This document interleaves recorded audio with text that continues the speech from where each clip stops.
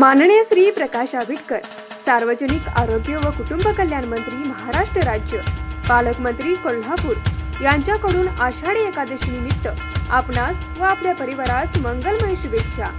ही आपली वारीची परंपरा शेकडो वर्षापासून कुठल्याही गोष्टीची तमा न बाळगता सातत्याने सुरू आहे। मुघली राजवटीमध्ये अनेक अत्याचार होत असताना ही परंपरा थांबली नाही। इंग्रजांच्या काळात देखील ती थांबली नाही।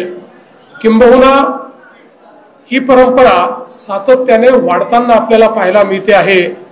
आणि यावर्षी तर वारीने एक नवीन विक्रम या ठिकाणी केलेला आहे। इतक्या मोठ्या प्रमाणात वारकरी या वारीमध्ये चालत पांडुरंगाच्या दर्शनाकरता या ठिकाणी आले। ज्या दिंड्या आहेत त्या तर आल्याच, पण त्यांच्या सोबत अनेक वारकरी हे स्वयंप्रेरणेने त्या ठिकाणी चालताना आपल्याला पाहायला मिळाले। त्यामुळे मला असं वाटतं की हे एक नवीन अशा प्रकारची, खूप चांगल्या अशा प्रकारची ही बाब आपल्याला पाहायला मिळाली।